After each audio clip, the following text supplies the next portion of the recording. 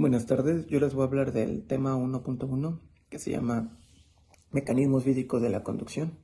Y bueno, existen tres mecanismos físicos que se llaman conducción, convección y radiación. Les voy a hablar un poquito de cada una y un ejemplo.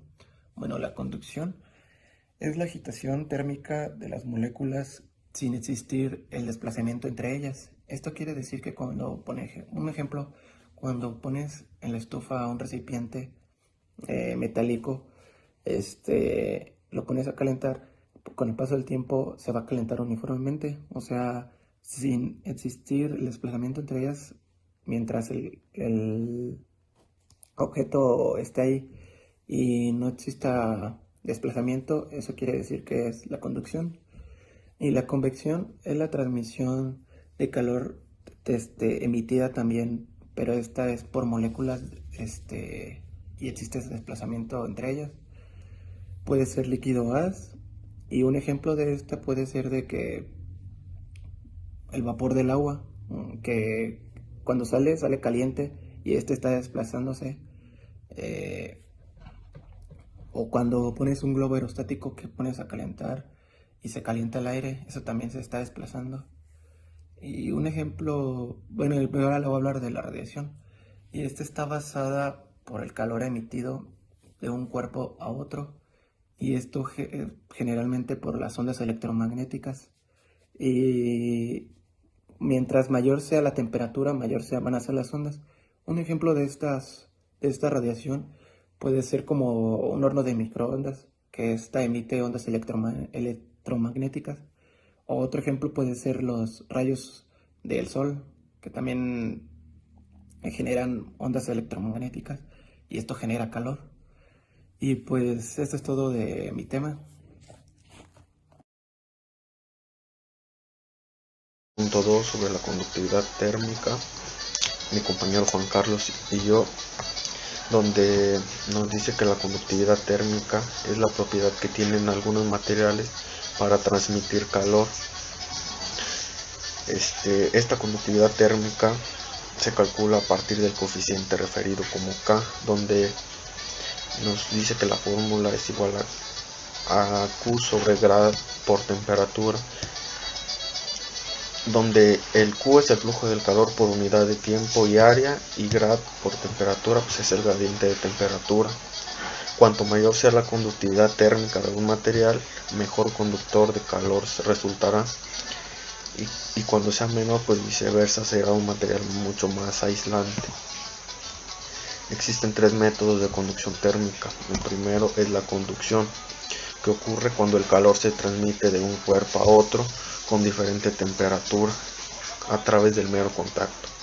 Por ejemplo, aquí podemos ver un mechero, un clavo y la mano de una persona. Esto puede, nosotros no lo podemos ver, pero el clavo, al ser de un material conductor, empieza a la llama empieza a transmitirle calor, y a su vez va recorriendo toda la barra hasta llegar a la mano. La convección, que se produce a través del movimiento de partículas de la sustancia que transmite el calor, por lo que debe tratarse siempre de un fluido, un líquido o un gas. Esto lo podemos ver más que nada en una olla de agua hirviendo.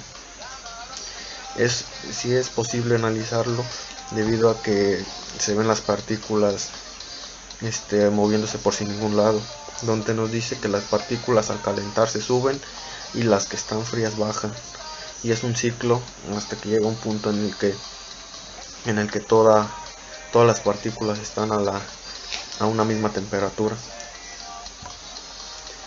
Y el otro es la radiación, que ocurre cuando el calor se transmite entre dos sólidos de distintas temperaturas sin que exista entre ellos ningún punto de contacto ni un sólido conductor. Esto pues lo podemos ver claramente aquí. Como dice, no se puede ver, pero se puede sentir.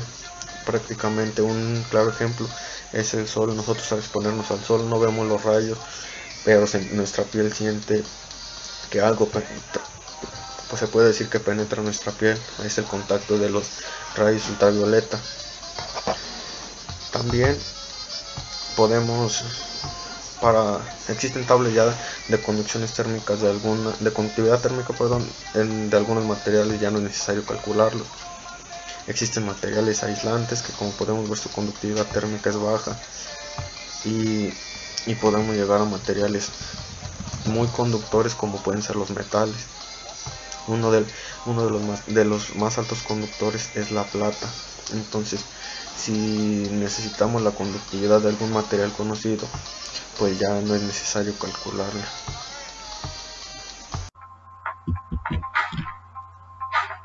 Hola, mi nombre es Juan Carlos Sánchez Cabrera y daré una pequeña definición del método de conducción térmica. La conductividad térmica se cuantifica utilizando un sistema internacional de unidades SI de W sobre M por K, que se representa como vatios por metro por grado Kelvin, y es el recíproco de la resistencia térmica, que mide la habilidad de un objeto para resistir la transferencia de calor. La conductividad térmica se puede calcular utilizando la siguiente ecuación, que vendría siendo K igual a Q por L sobre A por T2 menos T1, donde Q es igual al flujo de calor representado como W, L la longitud o espesor del material representado en M, A es igual a la superficie del material, se representa en metros cuadrados, y por último T2 menos T1 es igual al gradiente de temperatura expresado en K.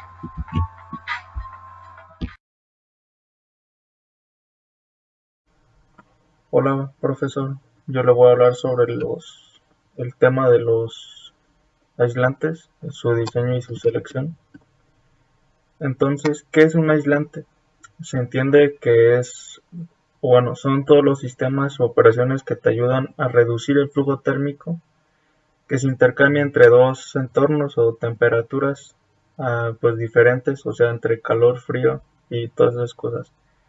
Es necesario para proteger la integridad de las personas y aumentar la sustentabilidad, la resistencia de los materiales y de los hogares, los edificios, todo eso. Aislar térmicamente algo es cubrirlo con ciertos tipos de materiales, reduciendo así el intercambio de calor entre una cosa y otra. Entonces, ¿por qué debemos aislar las cosas? Bueno, hay tres razones. Es la económica, la técnica y de seguridad. Por las económicas puede ser pues para ahorrar una cierta cantidad de dinero. Como por ejemplo el combustible tiene un costo y siempre debemos tratar de bajar los costos. Es un costo financiero y operativo el aislar las cosas, o sea, nuestros edificios, nuestras casas, nuestros negocios. Depende de cuánto aislemos, es el dinero que se va a gastar para, saber qué material se va a usar y qué características debe tener dicho material. Las técnicas pues puede ser como el control térmico. En instalaciones de frío, evitar la condensación de la humedad del aire. Todas esas cosas más técnicas, como le estoy explicando del tipo de material y todo eso. Y de seguridad, como por ejemplo los trajes de bombero, que nos ayudan a pues protegernos del fuego, ¿verdad? Y bueno, le voy a mencionar algunos tipos de aislantes o tipos de material aislante. Bueno, recordando que los materiales acústicos y eléctricos se contemplan en las guías de aislamiento o rehabilitación y se asigna el tipo de material que anteriormente hemos estado viendo. Por ejemplo, existen tipos de aislantes según su forma, como son el panel, el a granel, inyectado, rollo, proyectado e insulfado. Bueno, algunos tipos de aislante según su función, en su función de su ubicación. Se clasifican de las tablas de los materiales según va su función, como por ejemplo Existen 4 gráficos o se clasifican en 4, que son el primero tipo de aislante recomendado en función de su ubicación para intervención en cubierta. El segundo es tipo de aislante recomendado en función de ubicación para intervención en fachadas. Y el tercero es tipo de aislante recomendado en función de su ubicación para intervenciones de particiones interiores y horizontales. Y el cuarto sería tipo de aislante recomendado en función de su ubicación para intervenciones en particulares interiores, verticales y medianeras. Bueno, para determinar qué tipo de aislante se necesita, va dependiendo ahora sí que de una pequeña tabla, añadiendo solo el número 1 y como por ejemplo existe una tabla que mediante varios tipos de especificaciones podemos lograr que aquí